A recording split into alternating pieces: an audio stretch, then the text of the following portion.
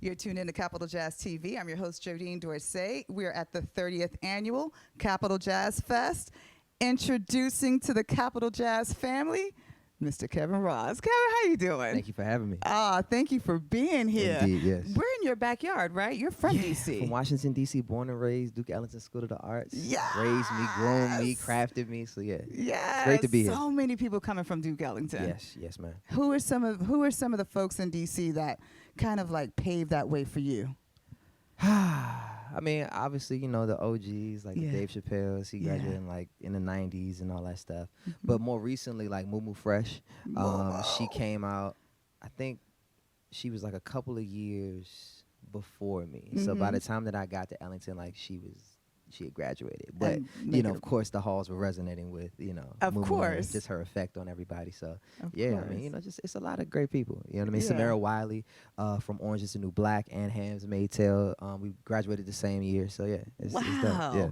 Lots of, and you've got to tell me, Kevin, like what, was it just, you were just a performer when you just came out your mom's room? Like, when did this start? How did this come about? High school, I can attribute it to Duke Ellington School of the Arts, just as Really? far as, you know, crafting things. Like about 10th grade year, they had a Motown review, and I auditioned for Stevie Wonder, got it, hit the stage, and yeah, I was addicted ever since.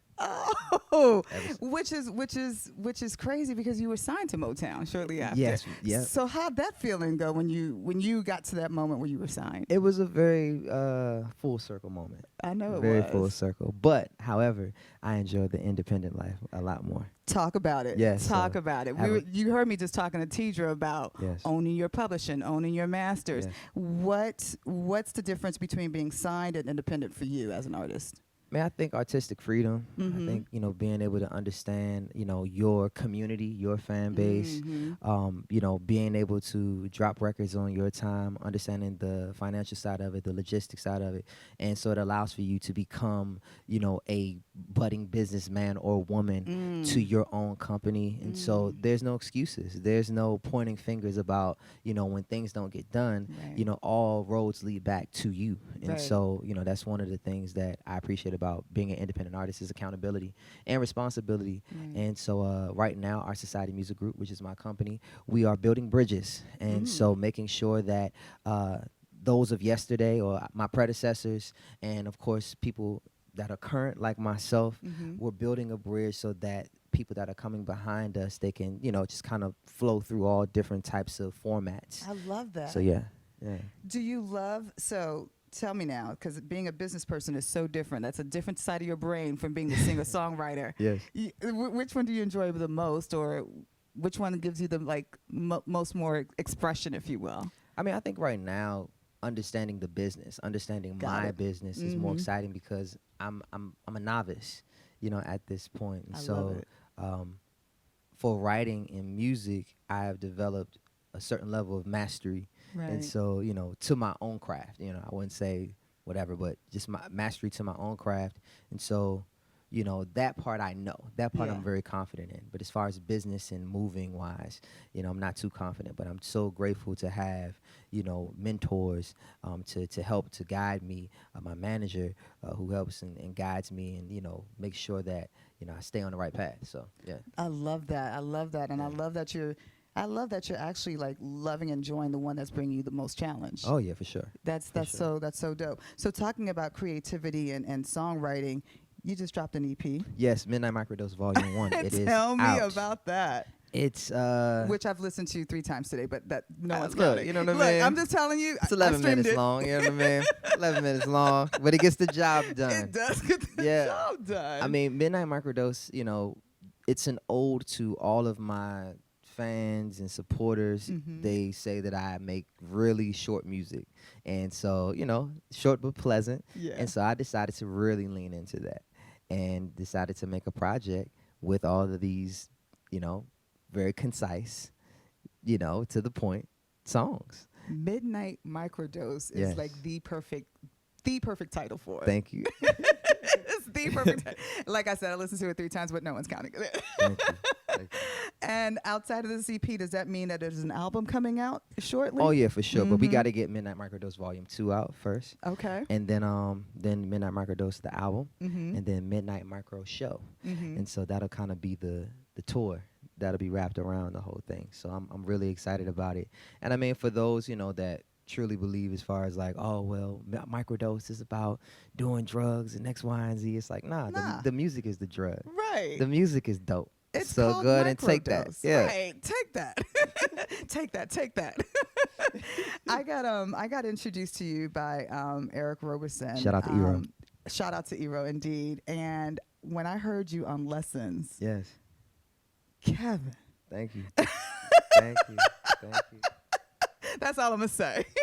If you haven't heard the remix with Lessons, Yeah, get involved. Get involved. Anthony Hamilton, Raheem DeVaughn. get involved. You know what I mean? The GOAT, Eric Roberson, and the young novice, Kevin The Ross. young novice came in and threw the mic down, and I was just like, "Oh, okay. Wait, let me play that back." So but that was great to just hear you on a song with Eric, on a song with Raheem and Anthony. It was so good to hear your voice on that. It was crazy. Yeah. I didn't know they were gonna be on it, but yeah. Really? Oh, no. How did that happen? So Eric had hit me. He was like, "Yo, I'm doing a remix." So I just did my part, and then by the time that I got the rough mix back, it was Mhm. Anthony, it was Raheem. I was like, "Oh, now this is a whole moment." I said, "Go ahead, send me the thing. Y'all need to do some ad libs at the end." It's a Cronin record. I like this. Yeah. Right. This one's going in the books. Yeah, I love yeah. it. I love it. So Kevin, how you are also, I know the album, not the album, the EP just dropped, part 2's coming out.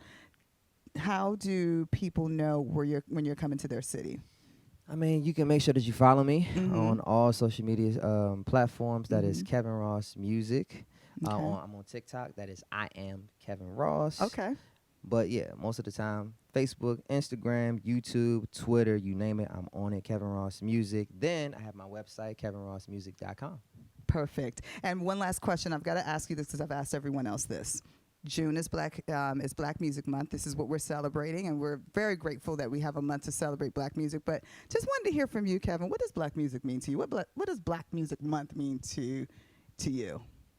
Well, I don't believe in the month, but I do believe in black music for sure. I think that the month is way too short for us to celebrate black music. We are the archetypes of most of the genres, and we are the genre benders. We are the genre breakers. We are the ceiling smashers. We are the bridge makers to all things, whether it's country, whether it's folk, whether it's pop, whether it's dance, whether it's electronic. Somehow, some way, we gonna get in there and we gonna make our name and we're gonna make our presence known. And I think that's the beauty of black music. We have a long history, and so just to see where we are now and just to see how global we are.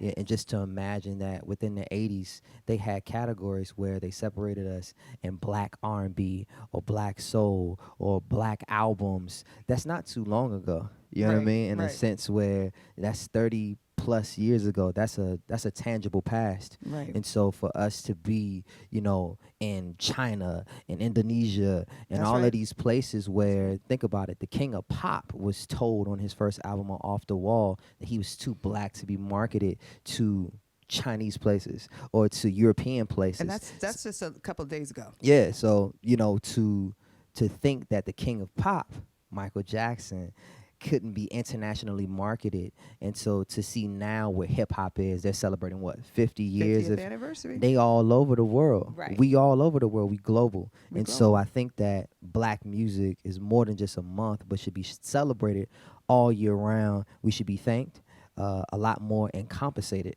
a lot more. But hence why independence is the key and our freedom to making sure that we broaden our community even more as far as within, music as its entirety. Pastor Kevin Ross here next Amen. to us. Amen. I take Dropping gems. the collection plate is passing around to you. We appreciate Make sure you it. follow Yes. him. Make sure you follow him. Get on Instagram. Get on TikTok. Make sure you follow him so you can check him out live for yourself. Because the people of Capital Jazz, you are in for a treat. Kevin, thank you so much for joining Well, us. thank you for having me. Always Yes. a pleasure. This is your host, Jodine Dorsey, Kevin Ross. You're tuned into Capital Jazz TV.